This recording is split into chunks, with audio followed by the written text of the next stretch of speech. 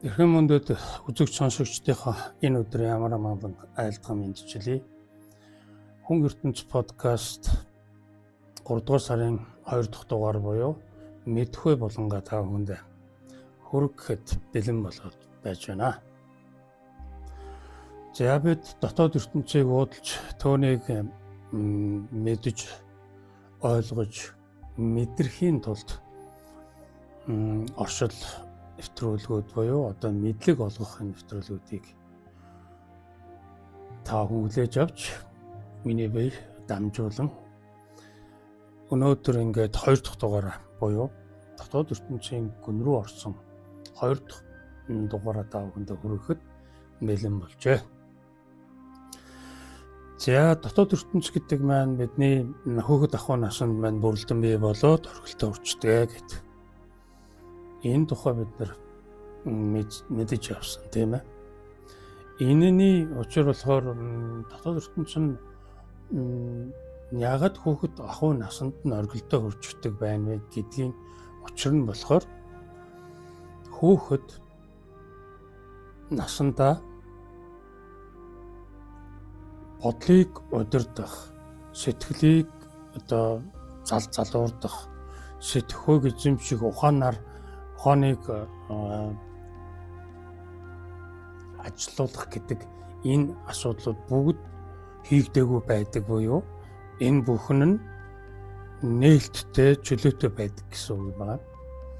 Тэгэхээр нөгөө дотоод ертөнц нь эзэнгүй маш сул чөлөөтэй өсөж өвчдөг ийм ойлголт гарч ирж байгаа. За тэрний нэг нь болохоор одоо энэ бодол гэдэг энэ энэ сарын сэдэв маань бодол гэдгээр үргэлжилж байгаа. Бодол маань хөөхд ахуй насанд бүрдэж бий болохдоо эхлээд бол өөрийн өдөр томчгүйгээр бий болдог. Энэ нь болохоор нөгөө бодлын хэвийн шинжид байсан хүүхдийн гаднаас ирж буй нөлөөллийн буюу бодлын эрчмээс үүдэлтэйгээр хүүхэд бодох үйл явцыг хийх түүнийг үйлдэх зайлшгүй шаардлагатай тулгардагтай холбоотойгоор энэ бодлын эрчим гэдэг энэ эрчим нь илүү их хүүхдэд үйлчилдэг. Хүүхэд насанд хүрсний буюу насанд хүрэхээс өмнөх ухаан орох үеэс эхлүүлээд хүүхэд өөрийг гэсэн бодох үйл явцыг хийж эхэлдэг. За ингээд ерөнхийд нь бодол гэдгийг бид 3 хувааж авч үзнэ гэд хэлж байгаа тийм ээ. За эхнийх нь бол бодлын хэвийн шинж. Бодлын хэвийн шинж нь төлөвлөөгүй нуурын мандал ямар толгор товшигч хөдөлгөөнгүй төлөвлөгөө намун байдаг үлээ түүндээ зүйрлж байгаа. За дараагийнх нь бодлын эрчим. За бодлын эрчим бол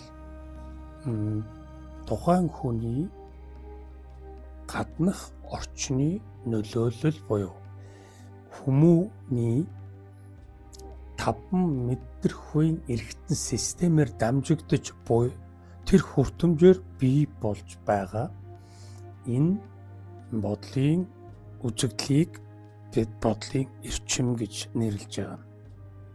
Тэгэхээр бодлын хэвийн шинж, бодлын эрчим, бодох үйл явц гэсэн 3 хэв шинжид бид нар хувааж авч үзэж байгаа.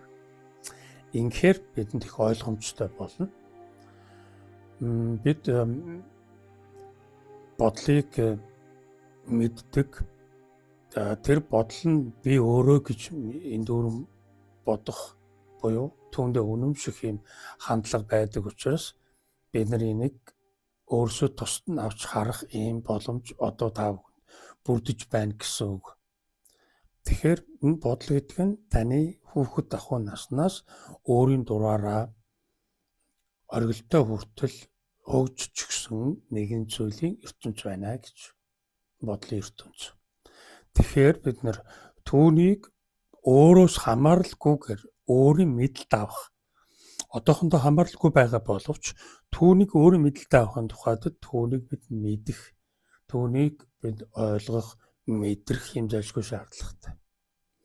За бодлын хэвийн шинжийг бид нэр эхлээд мэдийгий. Ингээ мэдж авлаа тийм ээ.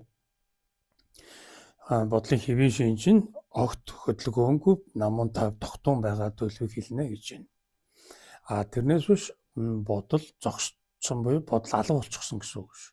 Бодол зогссон хэвээр.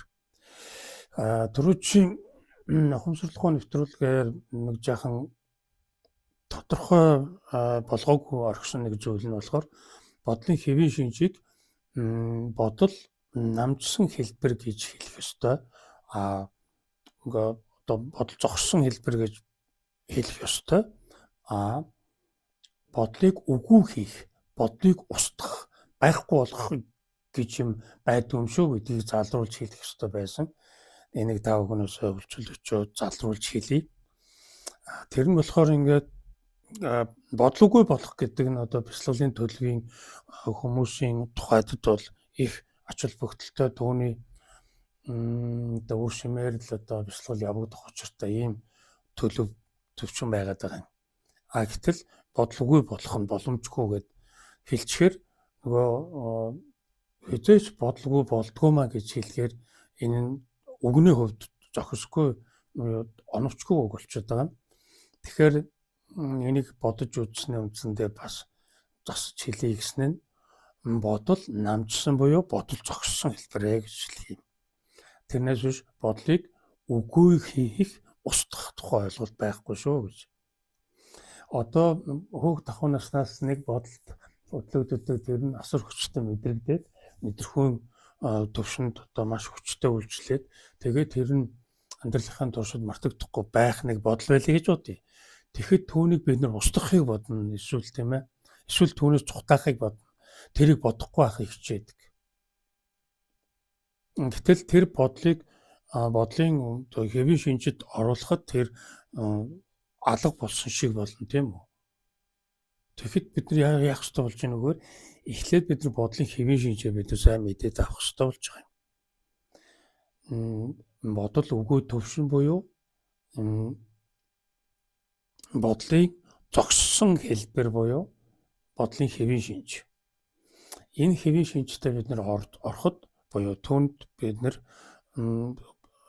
одоо бодлыг хөдөлгөөнгүй болгох буюу зогсоох энэ аргыг хэрэглэхэд бидний бодлын хэвийн шинжийн төлөв байдал маань давмгай үүсэн бий болсон гэсэн хэрэг болдог.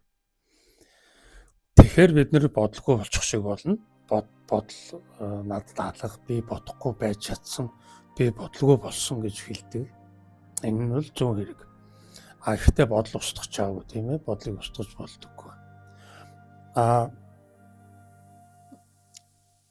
Амьдралын явцад буюу хүн таны нэгэн насны энэ тодорхой хугацааны төвшөнд бодол тэр тухай бодол нь огт ор мөргөө алга болгох тийм тохиолдлууд байж болох боловч тэр нь ая зөнгөөрөө буюу онцгой шаардлагагүй гэж үзсэн тэнд ач холбогдол өгөөгүй байсан тийм бодлуудын эрчмүүд нь бүгд устж өгөө болдог буюу байхгүй болчихсон шиг болдог. Гэхдээ яг нэг бодлын хэвийн шинжийнхээ төлөв байдал уусаад түн амжиж чимэг болчихсоо л гэсэн үг. За ийм учиртай. За бодлын хэвийн шинж гэдгийг бид нэр эхлээд сайн ойлгож авах хэрэгтэй болгоно тийм ээ. Бодлын хэвийн шинжтэй бид нар байж бид нар сая бодлгүй буюу бодлыг зогсоосон хэлбэрийг мэдэрдэг байх нэ гэж. Тэгэхээр бодлыг хэвийн шинжинд нь оруулж сурах тухай асуудал нь бидний нэг суралцах хичээл юм байна. Нэг том даалгавар байх нь байна. Тэгэхээр бид нар бодлыг устгаж болохгүй нэ тийм ээ. Бодлыг үгүй хийх бодол байж болохгүй юм байна гэж. Ингээд ерөнхийдөө ойлгочих хэрэгтэй. Тэр бодол нь өөрөө их усүртэй байж бодох үйл явц явагдаж шүү дээ тийм ээ. Тэр бодох үйл явцын их үүсвэр нь бодлын ертөнц.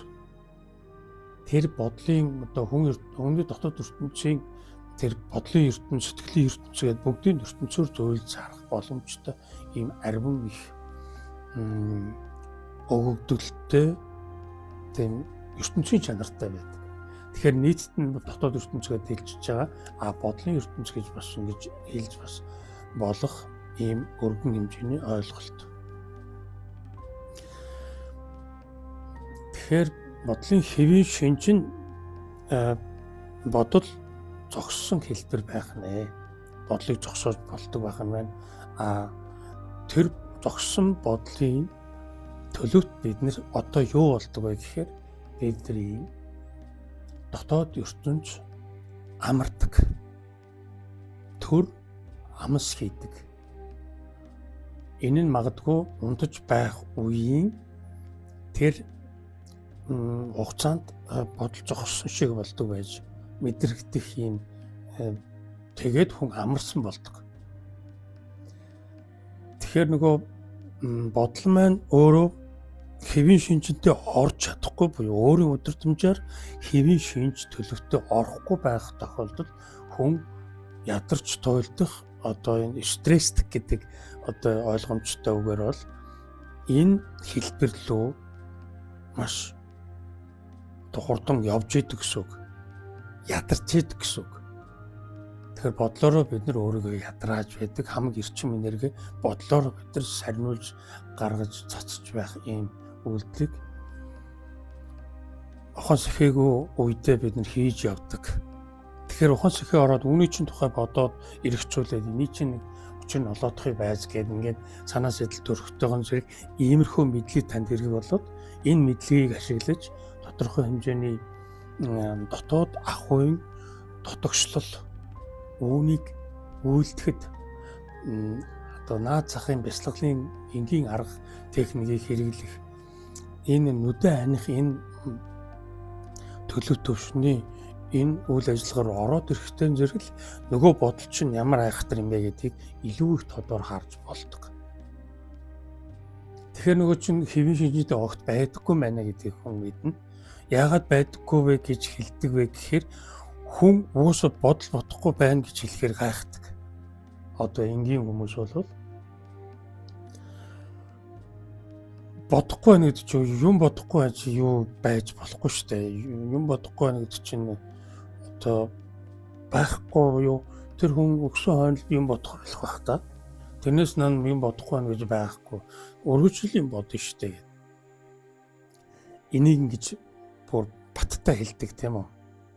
Тэгээд нөгөө нэг жаахан бяцлагал гэдгийн тухай бодоод тэгээд бяцлаглалын эхний энгийн арга ингээд бодоод оролдоод ингээд нүдэн ханаад ингээд л нөгөө бодол чинь нүдний чинь ансан нүдний чинь ансаг дотор л жинхэнэ кино үзүүлж байгаа юм шиг болдог. Инхээр хүн бүр гайхна, айн цочно. Тэгээд түүнээсээ ерөнхийдөө жоохон зайгаа байрыг эн чинь мэдээ дэми юм байна. Ер нь энэтэй оролцолтод хэрэггүй юм байна гэсэн нэг жаахан тийм болгоомжлох маягийн ч юм уу нэг тийм дотоод нэг тийм цэрвс хийсэн нэг тийм мэдрэмж авчдаг. Тэгэхээр нөгөө бодлын хэвийн шинжтэй орох боломж нь төр чинээгээр үүсгэгдээд байдаг юм талтай. Тэгэхээр бяцлал хийн гэдэг нь бодлын хэвийн шинжийг буй болгохгүй түүнийг байдгийн байна гэдгийг нь өөртөө нотлох батлах энэ анхны оролдлого ингэж эхэлдэг юм учиртай. За бодлын хэвийн шинж нь бодлоогүй төлөв буюу бодол зогссон хэлбэрээ. Тэрнээс тэр бодлоо одоо далаа нуураар бодох юм бол тэр далайн төвшин нуурын төвшин ихт намуухан дөлгөөхөн тойж шиг юм тунгалах дөлгөөн байлаа гэж тэгшин байлаа гэж бодоход түүний дор одоо жишээ нэг зогссон бодлууд буюу чимээгүй болсон бодлууд байна. Түүний дор цагаа хөдлөгээд байж л байгаа гэсэн үг юм байна. Тэгэхээр бид нэр энэ бодлого гэдэг нь далаа шиг их тийм ариун чадамжтай гэж ойлгохоор ийм ойлголт болж байгаа юм. Тэгээд түүнийг намун дөлгөөн байлгах нь бидний өөрийн эзэмшилд ирдэг тийм боломжтой зүйлээ гэж ингэж ойлгохыг даа хүнээс эрхэмлэн хүсэж байгаа юм. Тэгээд ер нь энэ дотоод ертөнц гэдэг энэ сэдвээр нэвтрүүлэг хийх энэ санаа маань бүр тэр 11 он нэвтрүүлэг хийж эхлэх 10-11 оны үед л эхэлж бий болсон зүйл шүү дээ. Тэгээд энэ дотоод ертөнц гэдгийг хүнд хэлж ойлгуулах нь миний эрхэм үүрэг гол зорилго маань энэ. Тэгээ үүнийг энэ 2026 онд эхлүүлээд оршил нэвтрүүлгээ хийчээд одоо ингээд яг дотоод ертөнц рүүгээ дотоод ертөнцийнхээ тухай ингээд энэ задлан тайлбарлалтаа хийж яваа нь миний хувьд бол бас их баяртай ийм сайхан үйл явц болж байна. Энэ бас ингээд нөгөө бодлын төвшөнд л энэ тодорхой хэмжээнд нэг хэд хоногийн өмнө ингээд подкаст хийхээс өмнө бодогдож байсан зүйл байгаа юм л та. Тэгээд энэ миний одоо дамжуулах гэсэн зүйлийн энэ дамжуулалт маань яг хэрэгжилт болоод амьдралд одоо ингээд энэ подкастын тусламжтайгаар энэ амьдралд буух нэ. Тэгэхээр эн чинь миний хэрэг бүтэж байгаа хэрэг би нөгөө хэрэг зоргоо биелүүлж байгаа энэ одоо даалгавраа би биелүүлж байна гэсэн энэ сайхан сэтгэл төрж байгаа. Тэгээ энэ нь өөрөө бодлоор үржигдэж бий болж байгаа зүйл шүү дээ.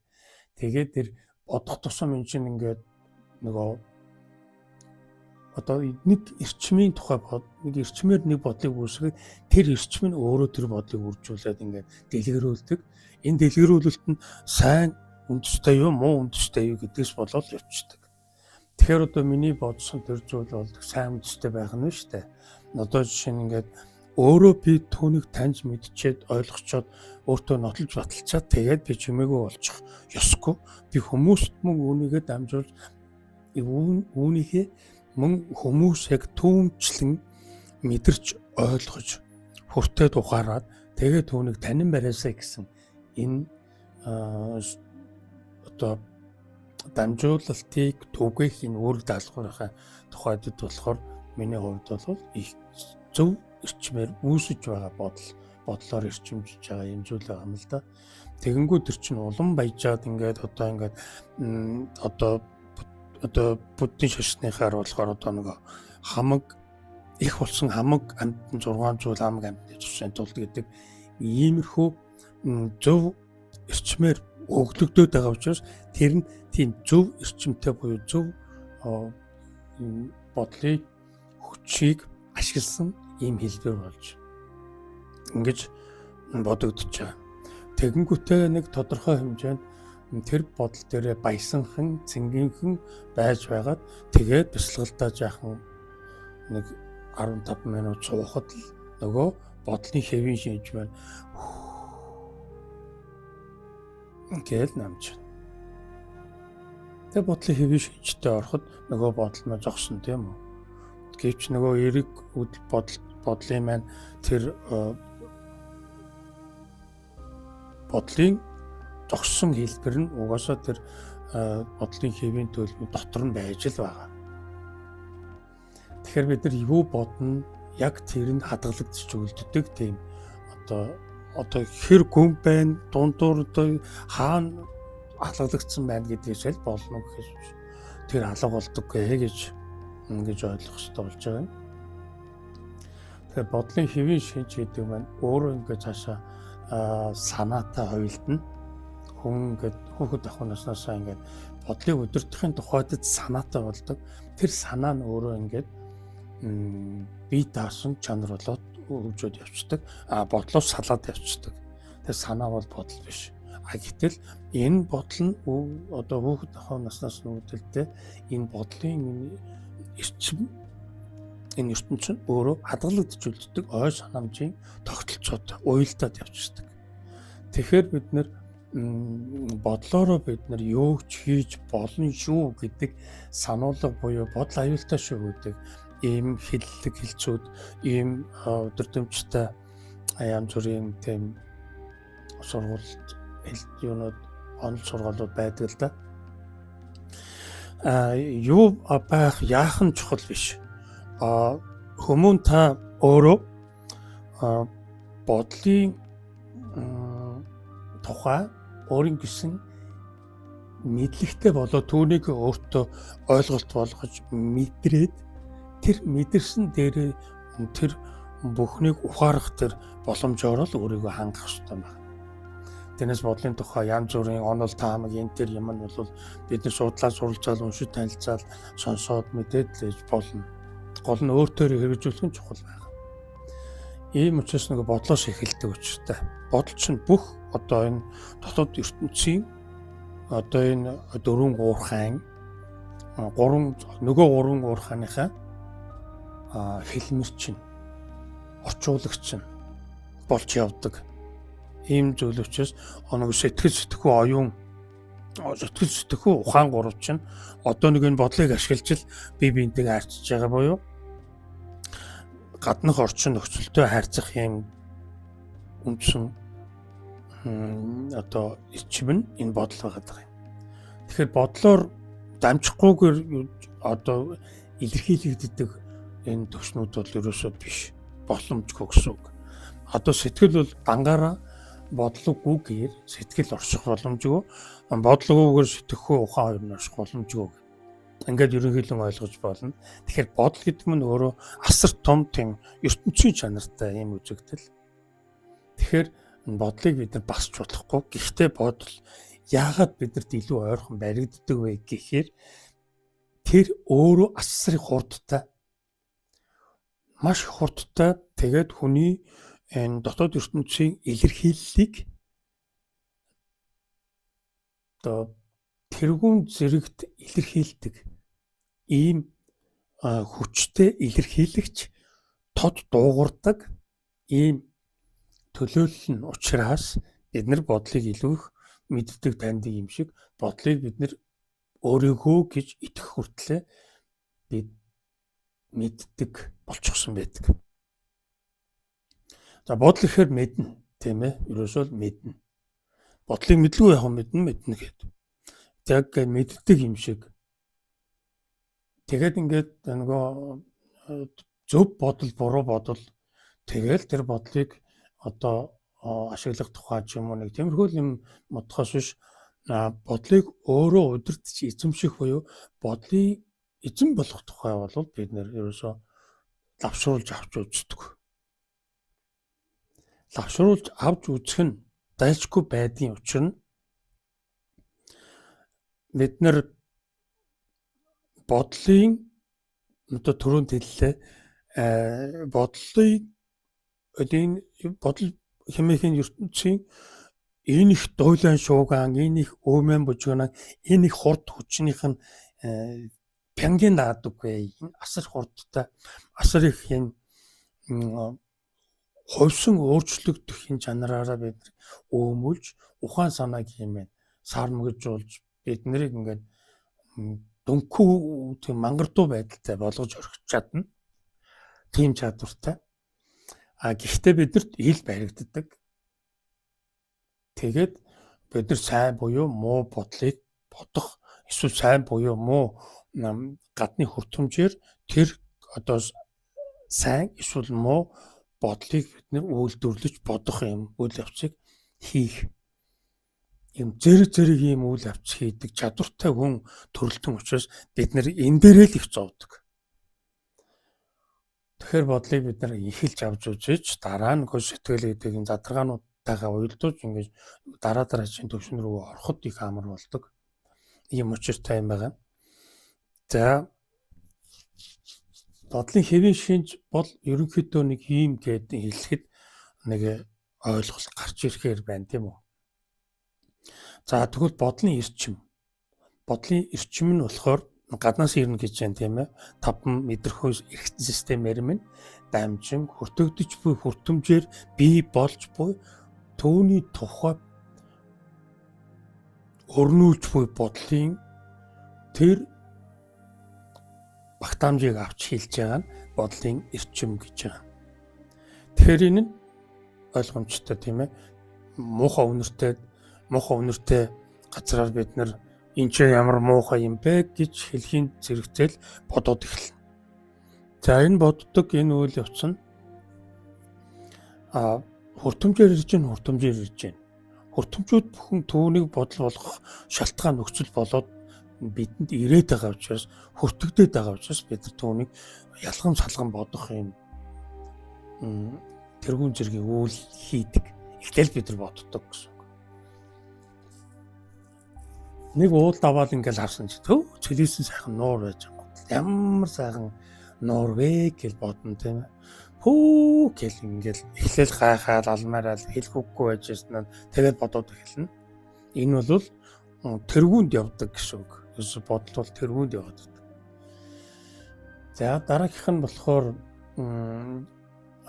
бодох үйл явц. Бодох үйл явц нь өөрийн ухаан орсон цагаас хойш хүн өөртөө бий болгодог буюу өөрийн өдөр төмжөөр хийдэг ажил. Энэ нь одоо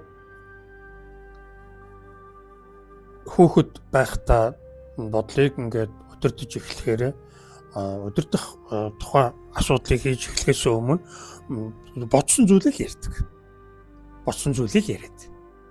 Тэрийг нөгөө хэлэхгүй эсвэл ярихгүй түүнийг ярьж болно болохгүй тухай ямар ч санаа байхгүй. Санаа төрөөгүй байдаг учраас зүгээр бодсон л ярьж идэг. Жаахан хоороо тэгээд ингээд хамаагүй бодлоо намаагүй чалчснаас үүдэлтэйгээр ирсэн нөлөөллийн үр дүнгээр нэг санаа нь муу санаа суугаад тэгээд тэгж хэлэхээр тэгж үгүй хэлэхгүй ингэж нөгөө өөрөө дотор руу боловсруулж байгаа зүйлийг бодох үйл явц гэж байна. Энэ бол тодорхой тийм ээ. Бид нэр аливаа зүйлийг хэлэхгүй байх уу гэж байгаа боддог. За энд ингээ хэлчихвэл тэгээ ойлгочихно. Тэгэхээр шууд ингэж хэлж ойлгуулахгүй тул ингэж хэлье. Гэхдээ энэ удаад ерөөсөө юу ч яриад иргүй ерөөсөө чимээгүй болчихж гэдэг юм. Энийг бид нар хийж जैन тийм ээ. За тэгээд орой онцгой өмнө бид нар маргаашийн ажлын төлөвлөнө гэдэг нэг юм байдаг. Тэгээд тэнд чинь бодно. Тэгээ өрөөндөө ороод ажиллагаар нь очиод за маргааш чинь тэр нөгөө хүнтэй уулзсан тэгээд ийм ажлын тухай ярина. За тэрний өмнө нэг дэлгүүр орох ажил байгаа. Тэрийг нэг ихлээд амжилчаад дараа нь тийшээ очиход гээл ингэ бодоод байна тийм ээ. Тэгээ нэгэд нөгөө цаасан дээрээ бичээд маргаашийн ажлыг төлөвлөж ингэ бод. За энэ нь бодох үйл явцаа гэдэг. Ерөнхий товчхондоо нэг ийм 3 бодлын төвшин байдаг байх нь шүү гэдгийг ингээд бодлын энэ оршил дээрээ хэлчихье. Өнөөдөр мэдхүү нэвтрүүлэг гэдэг маань бид нар угаасаа нөгөө дээш мэрэгдүүдийнхаа ном судраас сөхөж түүнээс жишээлэн яриад ингээд тайлбар өгдөг ийм уламжлалтай. За энэ уламжлалынхаа дагуу эхнийхээ номыг одоо сөхье. За энэ Ширээ Чүнмө багшийн Төгс мөргийн зургаал гэсэн энэ номноос бодол гэдэг нэг яг энэ бодол гэсэн юм асуулт хариултын ном л доо энэ ном болохоор тэгээ яг энэ дээр бодол гэдэг юм гарч ихтэй байгаа. Тэгээ нэг хоёрхан асуулттай. Энээс та бүхэнд уншиж танилцуулаад тэгээд бодлогын уран түвшинтэй хоёултуулан тайлбарлая. За асуулт. Сэтгэл зүрхний амьдралд ариун чанар ямагт чухал тооцогддог. Бодол санаа ариун бус байг үедээ үйлдэлсэн ариун үйлс маань үн цэнтэй байж чадах уу? Бодол санааг хэрхэн ариусгах вэ? Ширээ Чүнмө багш. Тийм ээ. Сэтгэл зүрхний амьдрал ариун чанар ямагт чухал тооцогддог. Энэ бол тойрч гаршгүй төдийгүй туйлын чухал чанар. Ягд гэвэл ариун чанар дутагдахад эрэлцэн хүн огт хэрэгцээгүй зүйлтэй нөхөрлөж эхэлдэг. Альваг хийж байх үед бодол санаа ариун байх ёстой гэдэг нь үнэн. Тиймээс ч юу хийсэн тань бус хэрхэн хийсэн тань чухал гэдгийг сэтгэл зүрхний багш нар онцлон дурддаг. Би ч бас тэдгээр багш нарын нэг болохоор нэгэн зүйлийг нэмж хэлмээр байна. Бодол санаа тань ариун бус. Цаана ямар нэг давхар санаа агуулсан үйлс байгаа байлаач сэтгэлээр бүү унаарай гэж нэмж хэлмээр байна. Сэтгэл зүрхний амьдралаа яг одоо хаана байгаа газраас эхэл. Ухамсар тань тэр чинээгээр ариун болох хүртэл дотоод болон гадаад амьдралын үйлсийг бүтээхгүй хүлээн гэвэл том буруу юм аа. Хэрв та сэтгэл зүрхний амьдралын зам дээрээ ямар ч байсан тогтцоор байвал цагийн явцад дотоод болон гадаад амьдралд тань ариун чанар зогслон бүрэлдэх болно. Бодол санаагаа хэрхэн хариуцахыг та мэдхийг хүсэж байна. Бодол санаагаа нягтлж шалгах, эргэлзэж, сэрдэж, өөсөв, шалтгаан ирж, засаж залруулахыг оролддог ухаанаас бус хамаг бүхнөө зориулсан бишрэлтэй ариун дотоод амьдралаас гарч байна гэж мэдэрснээр түүнийг ариусгаж болно. За эхний асуултанд ингээд хариулж байна. Тэгэхээр одоо түрүү бас яригадад өнгөрсөн тэр энд бас давхар ирж байна. Тэр муу сайн бодлого гэдэг нь одоо тэтгэргүй гадаад энэ бодлын эрчимээр дамжигдаж ирж байна тийм ээ.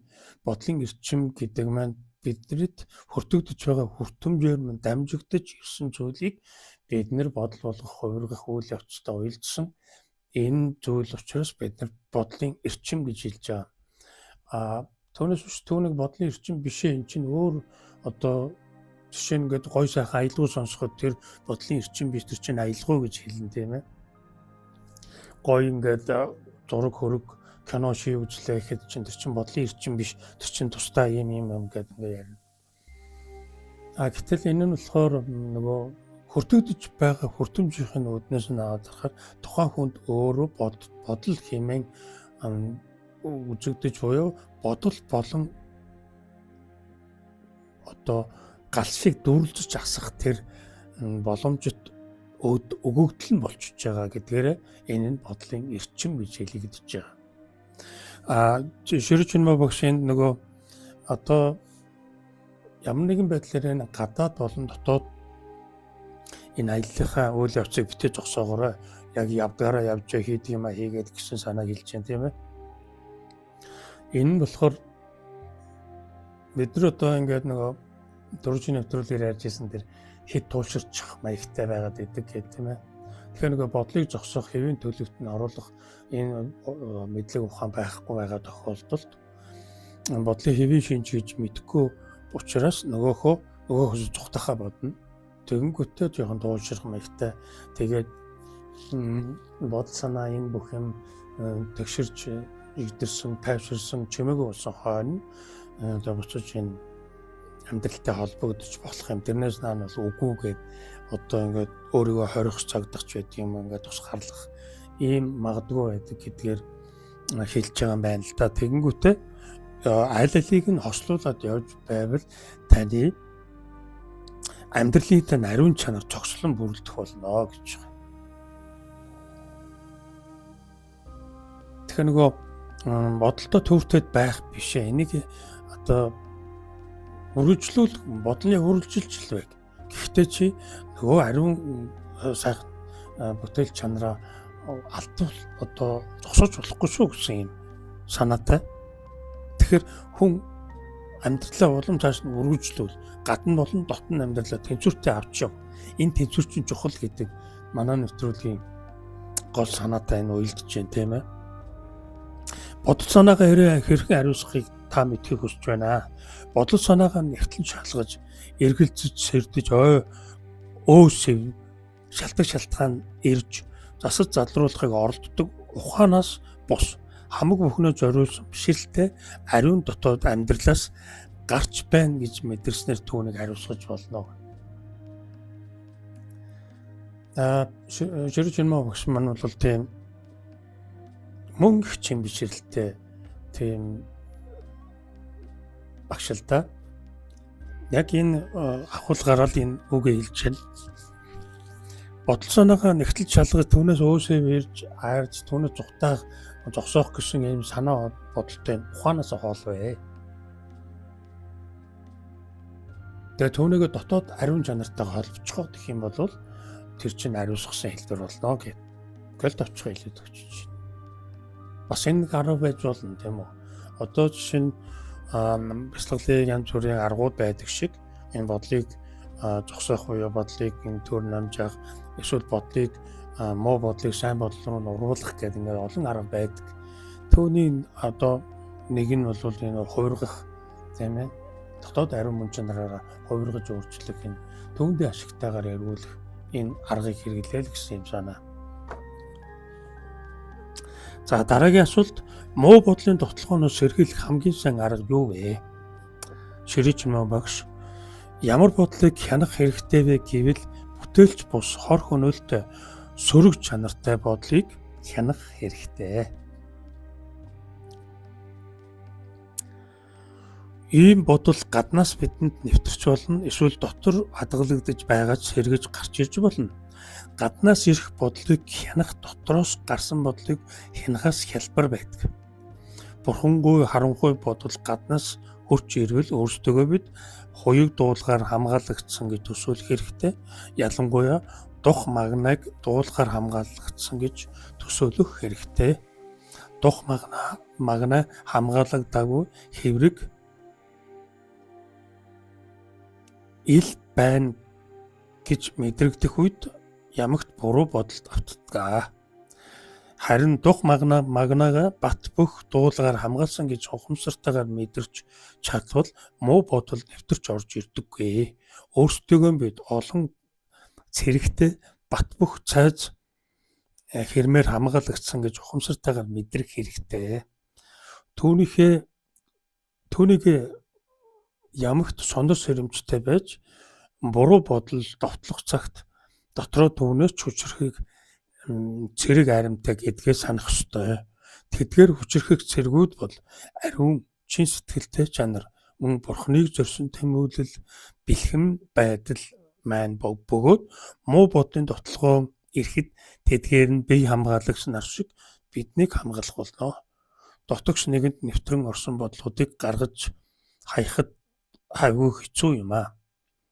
Ухамсараа өргөжүүлж тэснийхээ ачаар тэдгэрийг гаргаж хаях боломжтой. Бие махбодын дотор буруу хүч нэвтрэн орж тэдгээр нь бодлын дүрээр илрэн гардаг.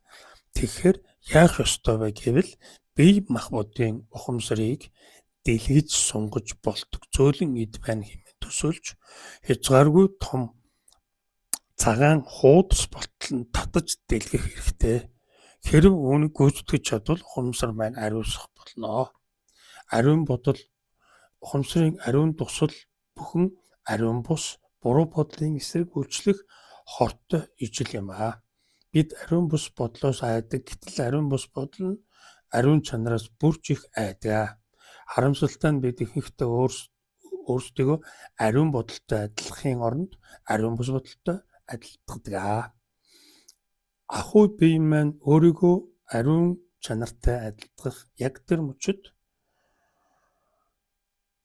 энэ ариун бодол намайг төлөөлж байгаа юм шүү гэж хэлбэл бидний дотор байсан ариун бус чанар сүнэж үгүй болдог. Өөрсдөө бид ариун бус бодолтой адилтгадаг учраас ариун бус бодол бидний дотор оршсоор байгаа юм аа. Хэрэг бид өөрсдөө ондоо зүйлтэй адилтгавал тэдгээр нь биднийг орхиж явнаа. За ширээч юм багш нэг ингэж хэлж байна. Тэг багш болгоно л яаж бодолтойгоо ажиллах тухай өөр гэсэн аргачлал тийм зааварчилгаа зөвлөгөөнүүдийг бий болгоод түүнийг шамнартаа дамжуулж түүгээр дамжуулсан хамтын дотоод амьдралыг үүсгэн ингэж сайхан явцгаадаг. За ширээч юм багшийн тэр бодлоо хариуцах тун гадаад болон дотоод бодлын гаднаас ирсэн бодол нь түүн одоо бодлын эрчмээр дамжиж ирсэн буюу гаднаас ирж буй бодлыг бид нэр илүү таньж түүнийг янзалж түүнтэй учраа олоход амархан байдаг. дотроос үүдсэн бодол амаргүй шүү гэж бас тодтогч хэлснийг бид нар анзаарах хэрэгтэй байна л да.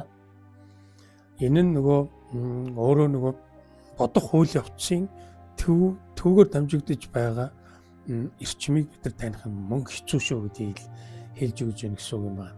Тэрний учир нь юу юм гэхээр бид нар бодох үйл явцыг өөрийгөө гэж боддог учраас бид нар түүнээсээ өөрийгөө гаргаж ирж буюу өөрөө тэр бодох үйл явцаасаа бид нар өөрийгөө салгаж харах боломж нь их хэцүү гэсэн үг.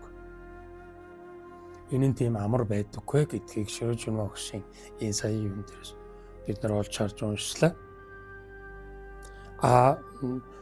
Бодлын эрчмээр бид нар бодлоо үйлдвэрлэж байгаа тохиолдолд тэр нь өөрөө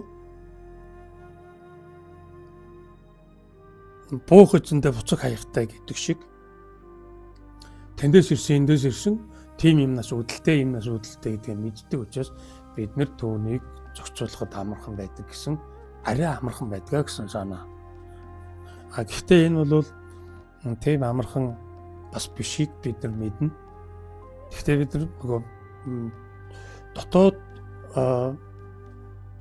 ертөнцөө таних тухайд санаа бодолтой болж тэр чинээгээр сэрэмж сэхээ өөртөө бэлэглэж байх аваас л үний чинь бид нар учир нь олж учрын дунгаах ийм боломжоор өөртөө хангаад л явдаг юм жамтай. Тэр тухай бодохгүй, энэ тухай мэдэхгүй, энэ тухай мэдээллийг хүртэхгүй яваад байхаас нөгөө бодлынхоо боолн болсоо л байх юм. Бодлыг бол боолчлолын систем гэж үздэг. Одоо ингээд тэр бодлоор дамжигдсан зүйл юм гадаад орчны нөлөөллийг одоогийн цаг үед энэ өнөөдрийн цаг үетэй ингээд цаг үеийн одоогийн байдлыг ингээд гадаад буюу бодлын эрчмийг ингээд аваад харахаар энэ нь асар хүчтэй бидний ямар ч боломжгүйгээр ингээд хүлж баглсан юм болчлол болж харагдаж байгаа.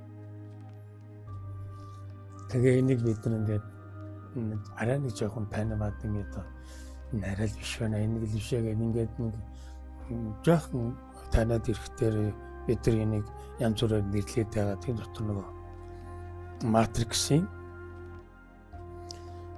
болчлол гэдгээр бид нар яриад байгаа. Матрикс нь одоо бодлын эрчмийг гайхалтай хэрэгэлдэг ийм байх нэ гэж. За энэ бодлын 3 төлөв төвшний тухай ингээд яригдаж байна. Бас нэг ном сөхий. Энэ болохоор Ошо багшийн Ошо гигантны бясалгал анхдагч бөгөөд эцсийн эрхчлөө бясалгал хийх аргачлал гэдэг энэ номноос та бүхэндээ нэг Ошо багшийн бодлын тухай нэг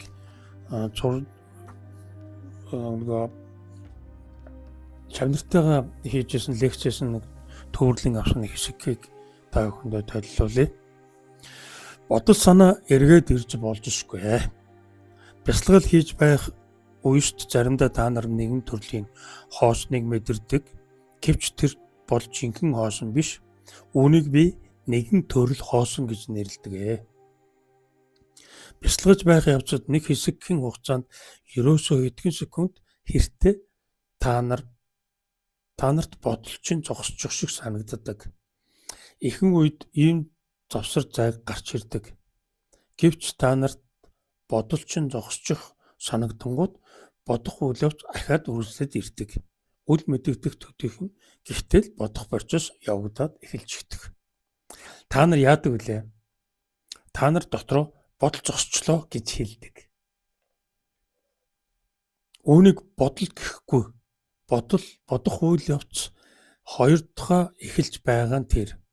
Заримдаа та нар хоосон гэж энэ эсвэл одоо л нэг юм болох нь хэмээн дотроо ярьдаг. Энэ юу вэ? Бодох хүлээвч ахаад эхэлж байгаа нь тэрээ. Ахаад ийм юмны золиос битгий болж байгаарэ. Анир чимээгүй нөмрөн ирэхэд тэрнийг үгээр битгий илэрхийл. Үгээр илэрхийлэх юм бол та тэрнийг устгана. Зүгээр л хүлээ. Ямар нэг тодорхой юм хүлээх биш, зүгээр л хүлээ. Юу ч бүү хий.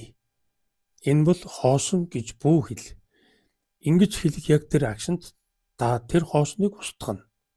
Тэрнийг зүгээр л хар, түүн рүү нэвтрэн ор, нүүр тулан учир гэхдээ хүлээгээд л бай. Битгий үгээр илэрхийл. Ярах юм юу байна? Үгээр илэрхийлэх арга замаар ухаан эргээд ирнэ. Тэгвэл та ахаад л мэхлэгдэнэ. Хоцорно. Ухааны энэ арга мэхэнд бүү унаа. Ихэнх үед иймэрхүү юм яалтч үгүй болно. Гэхдээ та нар зүгээр л хүлээ. Өрхөнд унваа. Нэгч үг бүү хэл чимээгүй бай. Ийм байсаар хоосонд ороход тэр хоосон хэсэг зурах биш байх болно. Учир нь нэг удаа жинхэнэ хоосныг мэдсэн бол та нар дахиад тэрнийг хизээж алдахгүй. Жинхэнэ юм хизээж алдагддаггүй. Жинхэнэ үнэн юмны мөн чанар ийм л байдаг.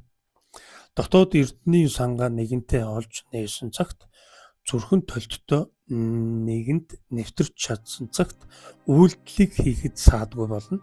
Тэр үеэс юу дуртайгаа хий. Ердийн амьдралаар амьдр, харин хоосон чанар та нарт нандин хадгалагдах болно. Тэрнийг та нар хизээж мартахгүй. Хоосон чанар та нарын дотор байх болно. Хөгжмийг нь та нар сонсох болно.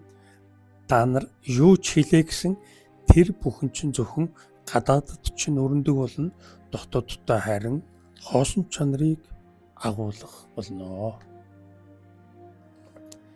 За иймэрхүү өшлөл ошоогш бодлын талаар цохос дуртад дамжуулж хэлж байна.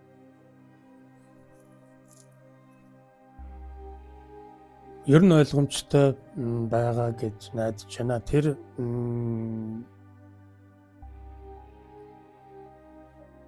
бодоогүй бодол зогсчлоо гэдэг мэдэрсэн даруйда бодол зогсчлоо гэд хэлж байна. Үг гэдэг нь өөрөө нөгөө бодлын эрчим дахиад эрчимчгийг хэлж байна гэсэн санааг хэлж байна тийм ээ. Тэгээд тэгсэн тохиолдолд та түүний одоо тэр хоосон чанарыг буюу хоосныг мэдрэхтэй боломжоо алдаад тэр хоосныг устгах чинь гэж. Тэр боломжийг л алдчихлаа гэсэн үг. Тэгэхээр дуугаа байгаад өгөөч ээ. Бити өглээд байгаач, чимээгүй байгаач гэж байгаа. Нэг юм оршихуйн хичээл сургалт. Үүнийг л одоо шогч дамжуулж хэлж өгч байна гэсэн үг л дээ. Юу чалчаа юм бэ? Дуугаа байгаач гэдэг. Тэгэхээр нөгөө тэр бодлын 3 дахь төвшин буюу бодох үйл явцыг бид нар иргэшээлтэй авахгүй бол бүр юм чалчаа болчихсон байдаг.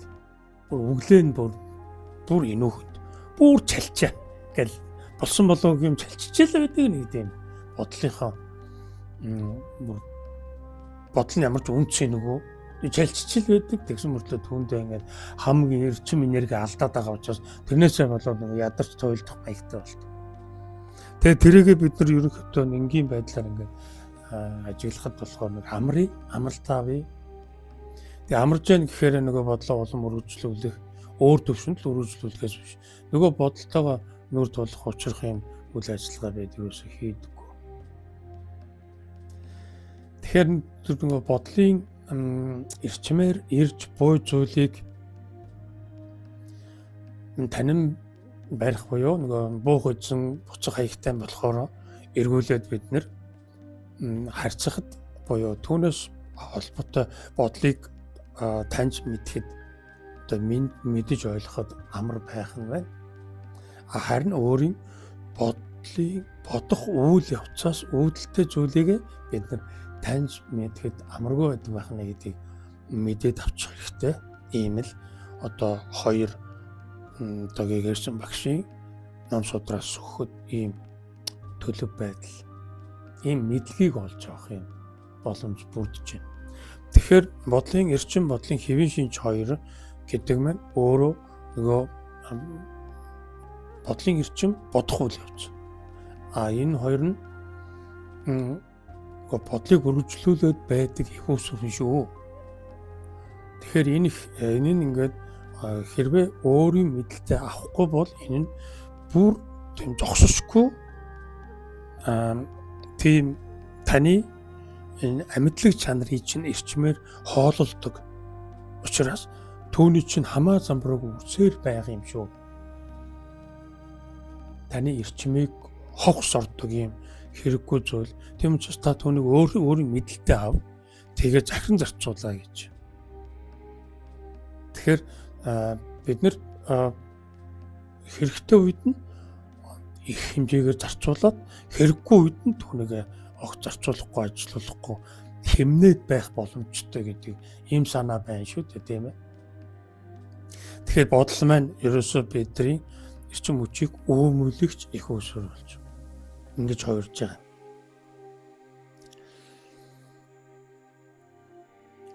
Дотоод ертөнц гэдэг энэ ертөнцийн тухай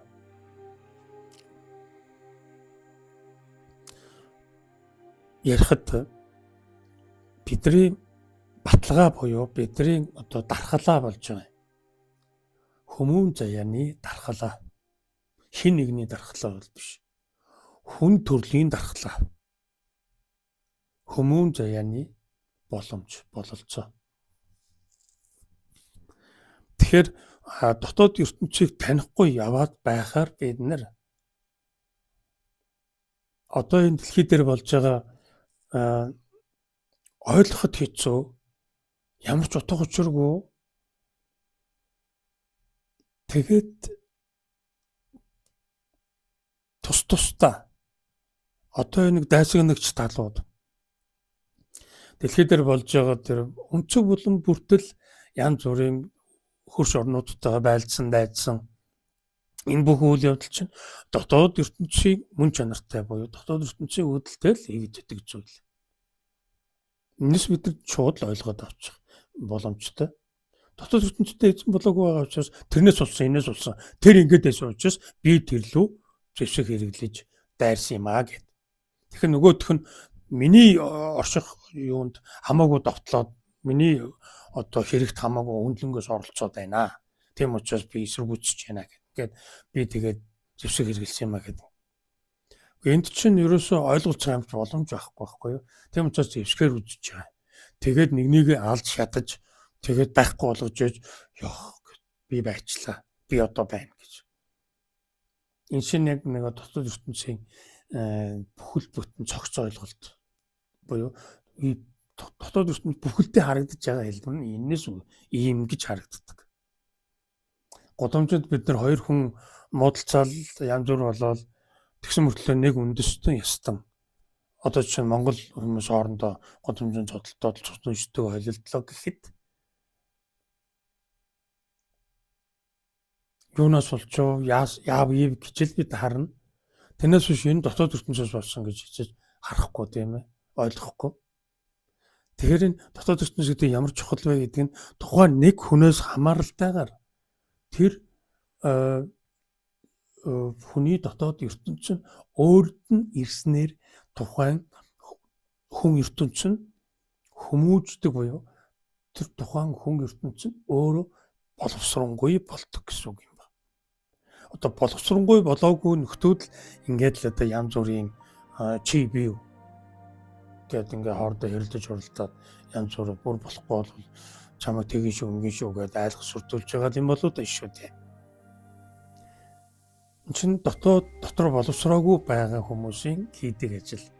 Тэгэхээр энэ улс төрд гарч ирсэн энэ нөхдүүд нь өөртөө боловсруулахын тухайд илүү их чармаах хэрэгтэй байгаа бөгөөд тэр боловсрлоор дамжуулан ард иргэдэд төвхнүүлэх тэдрийг амар тайван байлгах тухайд л нөгөө нэг амлдаг, нөгөө нэг хэрэгжүүлэхийн тулд зорддог тэр амлалт нөгөө хэтийн төлөв тэр хөтөлбөрүүд чинь хэрэгжих боломж нь бүрдэх учиртай байгаа. Улс төрчид ялангуяа юун дээр их анхаарал хандуулвал их зүгээр. Ер нь ямар ч хүн энэ дотоод ертөнцөө мэдэж ойлгож мэдрэх нь хамгийн чухал буюу энэ насандаа өөрийгөө шагнаж буй маш том хэзээч дуусахгүй мөнхийн ийм шагнал гэж ойлгуул цохилтой ийм гайхамшигт ийм учрал тохиол юм байна. Дотоод ертөнцид бүх юм бий. Бүх юм дотоод ертөнцөөс хамааралтай. Дотоод ертөнцөөс хамааралгүй нэгч зүйл байдаггүй. Дотоод ертөнцөөс хамааралгүй зүйл байгаа гэж үзвэл тэр дотоод ертөнцийг өөрийнхөө хэрэгжилд авсан тэр сэхэрч тэр ухамсарлаг хүмүүн заяал байж таарна. Тийм хүмүүн заяал сая дотоод ертөнцгүй байх боломжтой. Тэрнээс биш бүх юм дотоод ертөнцийг хараа хяналтуй бүх юм дотоод ертөнцөөс үүдэлтэй байдаг. Бүх юм гэж хэлж байгааг та бүхэн сайн бодож тунгаагаараа тэгээд энэ амьдралыг хараад өдөр тутмын үйл явцаас эхлүүлээд энэ гар утас зураг телевиз харилцаж байгаа хүмүүсийн бүх үйлдэл явцуудыг анзаараад ажиглаад хараараа энэ бүгд дотоод ертөнцтэй шууд хамааралтай байдаг. Ойлгож мэдээд тэгээд одоо ингэ мэдээд ойлгочихсан юм зөндөө байдаг. Одоо жишээ нь яг иймэрхүү дотоод энэ оюун санааны энэ хэмжээсийн тийм янз бүрийн подкаст, янз бүрийн тийм өгүүлэмжүүд олон болж байна л да. Энэ бүхэн танд хэрэг болох учиртай. Гэхдээ хэрэгжүүлэх нь та өөрөө. Тэгэхээр хэрэгжүүлдэг тэр хичээл даалгавар чинь танд өгөөдөөтэй байгаа таны дотоод ертөнц чинь л байгаа. Тэрнээс биш тэр мэдлэгийг үртэл тэр мэдлэгийг нь өстө зүг байна. Би өстө аюул зөв юм ойлгож байна. Ийм нарийн имийг би ойлгож байна гэх ингээд өөрийгөө огшуулээд ингээд дотоод ертөнцийн тэр сэтгэхүй юм сэтгэхүйн төвшөнд хүлэгдээд байгаад байх юусоо шаардлагагүй. Инх нь өөрсөө хөгжил биш, инх нь тухайн хүмүүн заяаны хэрэг бүтэх тухай асуудалтай ямар ч авчлалтайг үзүүлэл явуулна. Тэгэхээр хүмүүн заяа гэдэг нь өөрөө дотоод ертөнцийн сургалтаар бий болж өөрийн дотоод боловсролыг бий болгоод дараа нь тэрхүү дотоод боловсрол дээр дөрөөлөн хүмүүн заяагаа тэгшэтгэх хүн ертөнц хэмээх энэ гайхамшигт ертөнц рүүгээ нэвтрэн орж түүгээрээ дамжигдсан сүнснийхээ хэргийг бүтээдэг ийм л зам мөртэй. Энэ зам мөрөөр замнаж, энэ зам мөрөөр алхаж гიშгэж, жим мөрөө гаргаж, ухамсарынхаа гэрлээр замаа гэрэлтүүлж ингэж алхах нь бидний үүрэг. Бидний сүнсний мэд зорилго ийм л байдаг. Энийгээ дахин давтан хэлсээр байх болно. За өнөөдрийн нэвтрүүлгээ ингээд өндөрлөе. Ухамсарлахгүй мэдхгүй хоёр болон маань ингээд бодлын тухай танд багч гэсэн ойлголт өглөө. Гэхдээ яг уу ер нь бол цомхон ярина, цомхон өгүүлэгдэн танаас биш дэлгэрэнгүй юм чинь ярих боломж байхгүй шүү дээ. Бүхэл бүтэн хүний амьдралын туршид явагддаг ийм зүйл учраас нэг цагийн нэвтрүүлгээр эн чинь тодорхой болчихгүй. Тэгээд сая хэлээд байна. Та мэдээд ээж болно. Өөрөө хэрэгжүүлэхгүй бол хэрэггүй шүү гэдэг байна. За тэгээд анхаарлаа хандуулсан та бүхэндээ гялалаа. Энэ сарын сүүлийн бяцлах нэвтрүүлгээрээ хэрхэн уулзлаа. Түр баяртай.